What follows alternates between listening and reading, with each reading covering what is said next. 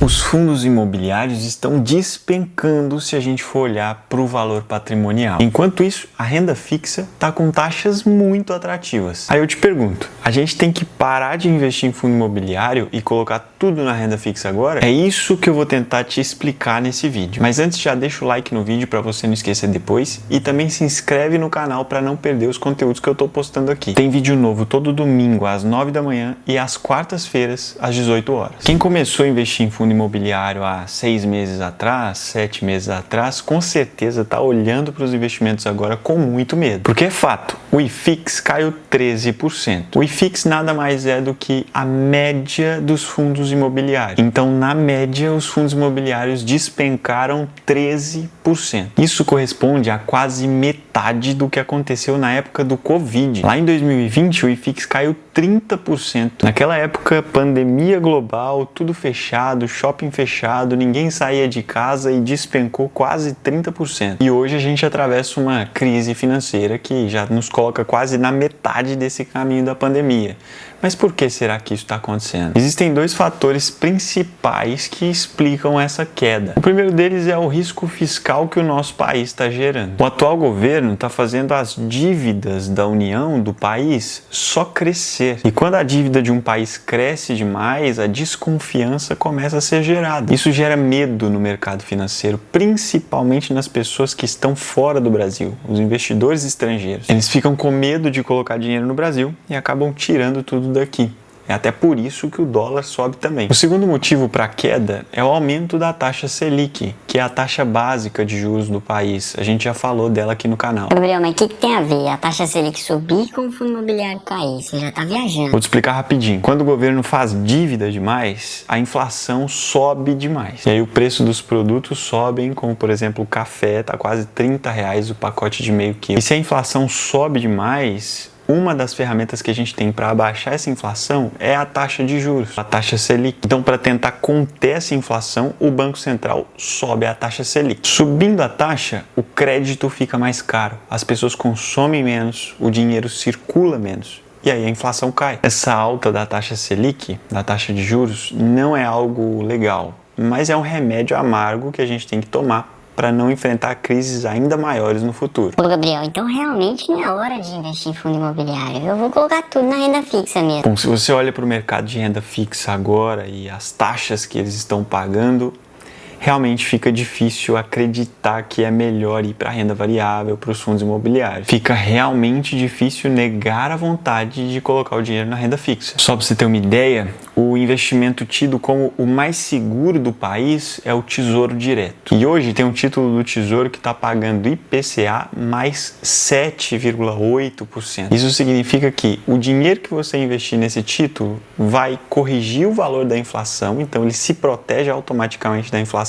Mas não só isso, ele te paga quase 8% a mais do que o valor que ele já corrigiu automaticamente. Isso é muito bom e muito raro de acontecer. Com esse cenário, a maioria das pessoas tiram dinheiro dos fundos imobiliários e coloca na renda fixa. Elas vendem os fundos imobiliários e investem na renda fixa. E esse é mais um motivo para a queda, o terceiro motivo. Porque pensa comigo, se tem muita gente se livrando dos fundos imobiliários, mais gente querendo vender do que querendo comprar, o preço cai mesmo. Por isso que a gente vê essa queda de quase 13% ou pouco mais de 13% que a gente está vendo aí. E o pior, tem gente que ainda está assumindo prejuízo. Compra o fundo imobiliário a R$10, agora está 9, 8 e ela vende com medo e assumindo um prejuízo enorme por causa disso. O valor da cota cai, a pessoa fica com medo, desespera e vende tudo. É ruim ver essa desvalorização? É claro que é ruim. Você vê o gráfico vermelho, realmente não é fácil. Absolutamente ninguém ou quase ninguém quer ver o seu patrimônio menor do que quando você comprou. Mas isso é um movimento completamente normal. Por exemplo, se você compra um carro zero hoje, amanhã ele vale muito menos do que quando você comprou. Obviamente, com os fundos imobiliários, o cenário é diferente do que comprar um carro zero. Porque, por exemplo, se você compra um fundo imobiliário a R$10 e ele te paga um dividendo de 10 centavos, significa que no mês você teve um rendimento de 1%.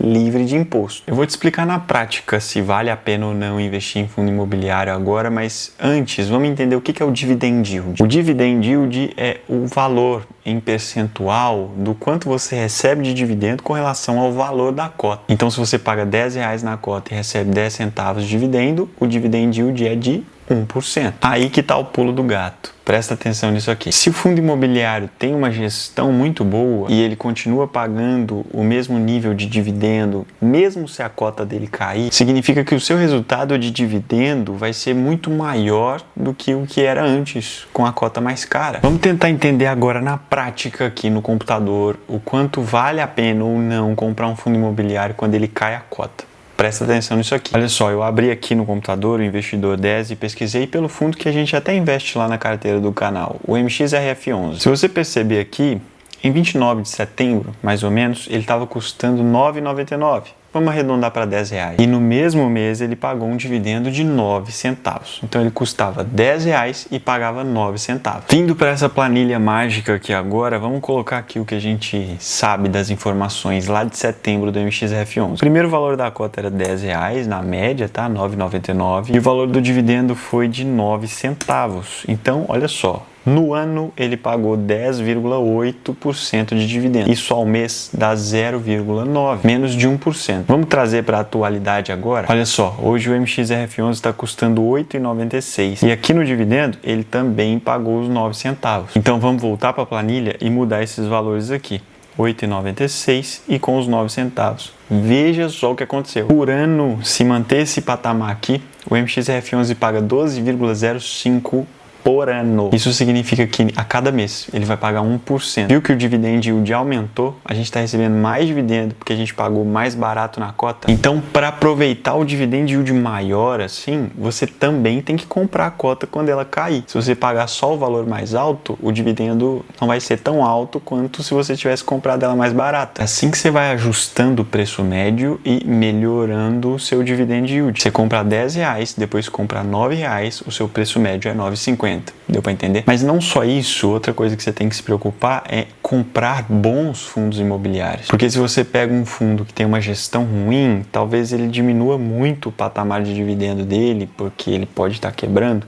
E aí esse cálculo não funciona. Mas se for um fundo bem gerido, o próprio mercado pressiona para que o dividendo suba, para que ele consiga competir com os outros investimentos, tipo a renda fixa. Se a Selic sobe e a renda fixa fica atrativa, um fundo imobiliário geralmente tenta subir o dividendo também, para ele não perder tanta gente para a renda fixa. Olha só, vou te mostrar um outro fundo que eu gosto muito também, que é o HGLG. Ele é um fundo de galpão, ele é dono de vários galpões, recebe os aluguéis e divide com os cotistas, com os investidores, todo o lucro que ele teve. A gente pegar em dezembro de 2024, uma cota custava R$ 156, uma cota do HGLG. E em dezembro de 2024 ele pagou R$ 1,10 de dividendo. Então vamos fazer a conta aqui na planilha. R$ 156 a cota, R$ 1,10 de dividendo. Então, ao ano ele pagava 8,46%, isso ao mês dá 0,71. Eu esqueci de trocar o nome aqui, HGLG